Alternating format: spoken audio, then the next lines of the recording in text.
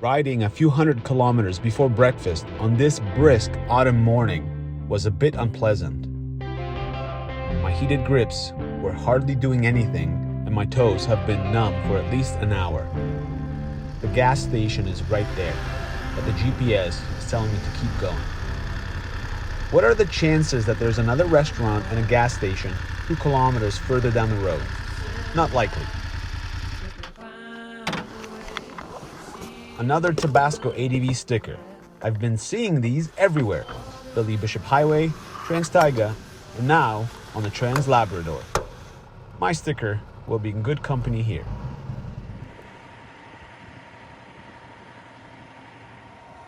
Time to get that breakfast and a hot cup of coffee. So I'm here eating breakfast, but I almost didn't get served. Apparently in this part of the world you have to have a vaccination passport. I don't have one, but I am double vaxxed and I have proof of that, so they gave it to me. I just finished eating breakfast here. It's pretty good, just bacon and eggs, just to keep me warm, I guess, get the fat in me. But the weather has turned. It's overcast now, which is terrible. It was a beautiful sunny morning. Anyways, time to move on. Just in case you missed it, like I did, there's egg yolk on my beard. As a matter of fact, I didn't notice it till I was editing this video. A few kilometers past the restaurant, I ran across an impressive structure. The Daniel Johnson Dam, formerly known as Manic 5, is a multiple arch buttress dam on the Mandugen River that creates the annular Mandugen Reservoir.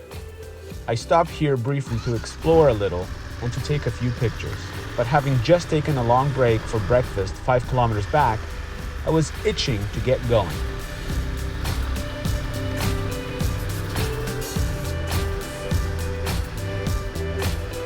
After I crossed the bridge at the top of the reservoir, the pavement ended abruptly. The scenery was breathtaking. If you ever find yourself in this spot right here, avoid this area. The breakfast just went right through me. Eating out at roadside restaurants affects me this way. That is why my toilet paper is easily accessible at all times. And we're off again. There it is, the Mandugen Reservoir. The Mandugen Reservoir is an impact crater lake. This body of water was created 214 million years ago by the impact of a meteorite 5 kilometers in diameter. This lake and island can clearly be seen from space and are sometimes called the Eye of Quebec. Well, I made it to the crater. This is like a childhood dream come true. You can't even tell that it's a crater, but unbelievable. I was very excited to finally arrive here.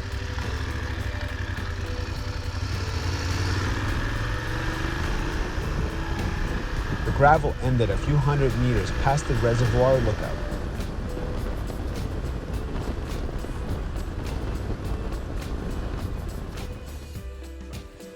A quick stop to stretch the old legs and to drink some water. Here, at kilometer 474 on QC Route 389, things got a bit more industrial.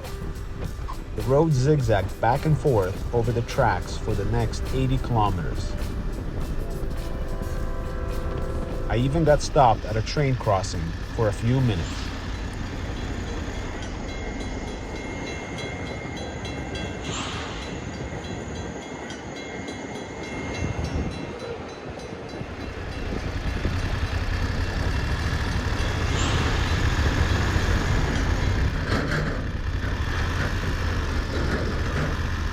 Did this guy get over to give room to the oncoming transport, or to let me pass? I assumed he's letting me pass. Mont Wright is a mountain and a site of major iron ore mining operations since the 1970s. It itself does not exist anymore. It is now a 200-meter deep pit.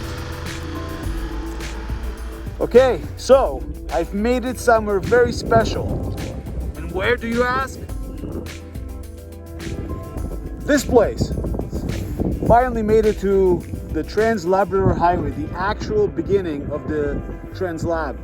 The other part that I was just on was the Quebec section. which doesn't really count. This is it. This is the beginning of the Trans Lab. I've seen this welcome sign on so many videos and posts, and to finally make it here feels like the greatest of accomplishments. This place has been on my bucket list for a very long time. Now, I'm finally here.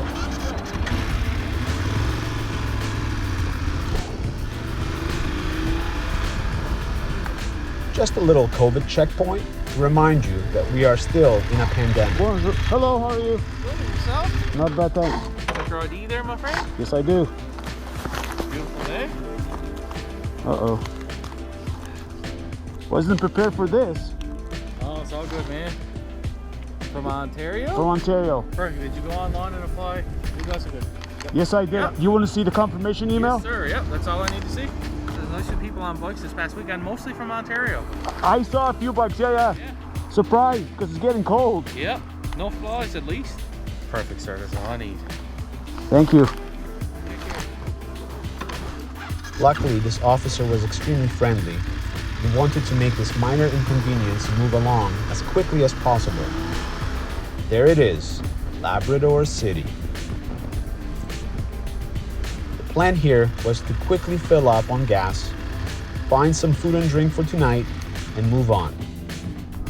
It was getting late in the day, and I still needed to find a place to camp.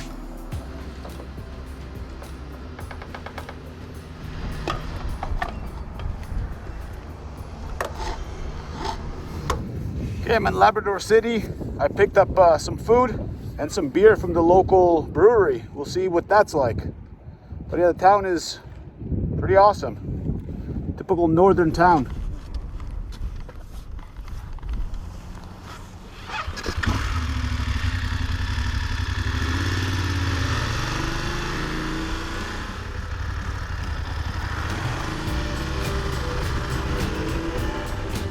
Wow, just wow. Look at this beauty. Then, as the sun was slowly setting at my back, I turned off of the highway on this random trail and found my camp spot for the night.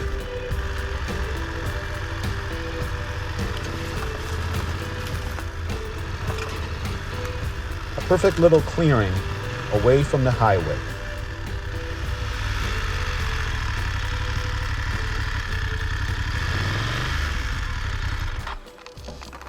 Perfect. So this is going to be my campsite. Let's go check it out.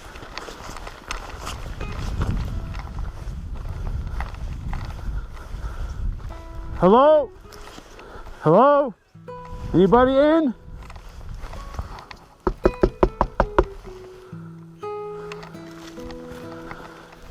So yeah, it was a pretty fun day. I finished off the Quebec section of the Trans Lab. I got onto the actual Trans Lab today in Labrador. Put my sticker up on the Newfoundland Labrador welcome sign. Then I got stopped by the police. They checked to see if all my COVID paperwork was in order, which it is. Then I drove through Lab City, grabbed some dinner, and now I'm here. It's a beautiful spot, away from the wind. The sun just went down. Now I'm just gonna set up my tent and I'm gonna have something to eat.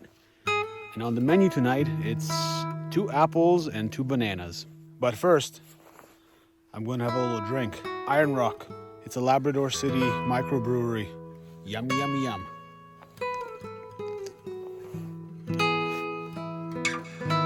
Okay, I just chopped some wood, so the fire's going. Should probably go for a bit. That'll give me time to set up my tent. Okay, so campsite is set up, and now I'm just gonna go and grab some firewood.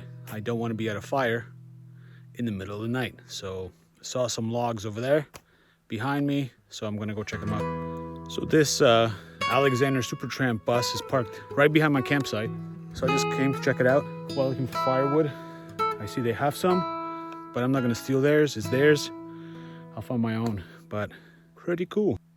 There's a chipmunk living in that thing. Weird. All my chores are done. Campsite is set up. Bike is standing there. So now it's time for dinner. Apple and bananas. Fire's roaring. And I'll tell you that all year I wait for this one trip, for the isolation, for the solitude, for the adventure, you know, to explore and to see, to get away from the norm. But as soon as I'm out here, I miss the norm. I miss my wife. I miss my kids. It's definitely lonely. Okay, one more beer from Labrador City. When in Rome. I should also mention that it's only 6 in the morning, and it's time to get up. It was another cold night. I was pretty warm inside of my sleeping bag.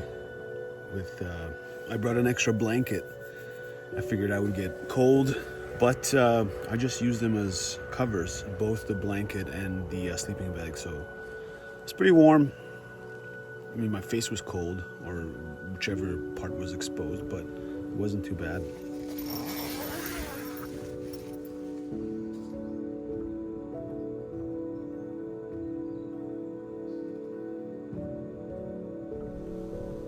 Gotta brush your teeth once in a while.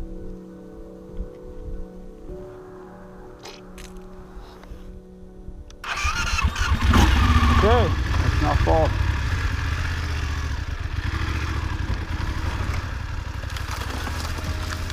That morning was the coldest of the trip. 5 degrees at highway speeds feels like -7. My fingers and toes were numb from the frigid air.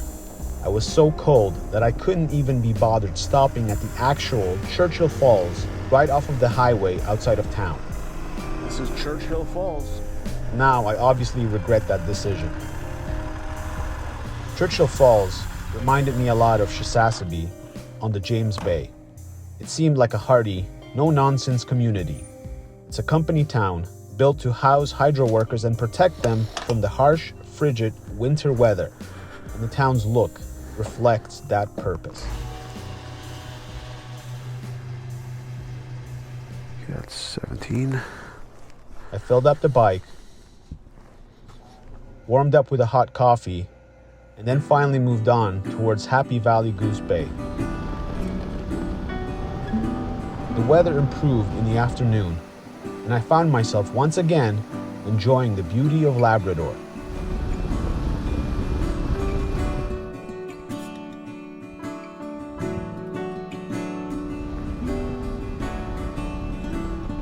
There's the Churchill River.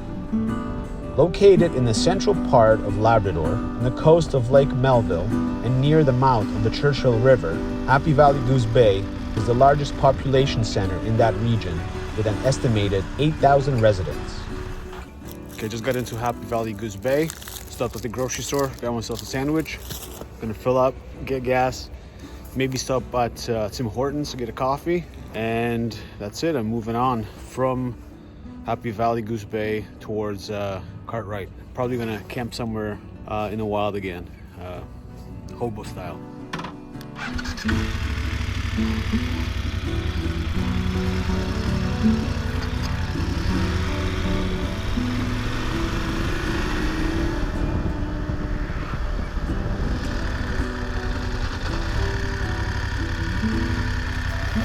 So I got myself a Timmy's coffee to enjoy at the Happy Valley Goose Bay welcome sign. Happy Valley Goose Bay was an awesome experience, but it's time to go. So I just wanted to take a picture of the Happy Valley Goose Bay sign. And after that, I'm heading home. Well, I'm heading towards Port Hope Simpson. I'm going to bypass Cartwright. I'm going to ride all the way. Well, not all the way. I'm going to stop somewhere on the way to Port Hope Simpson. And then the following day, quick ride to the coast and catch the ferry. But yeah, that's it. Here's the sign.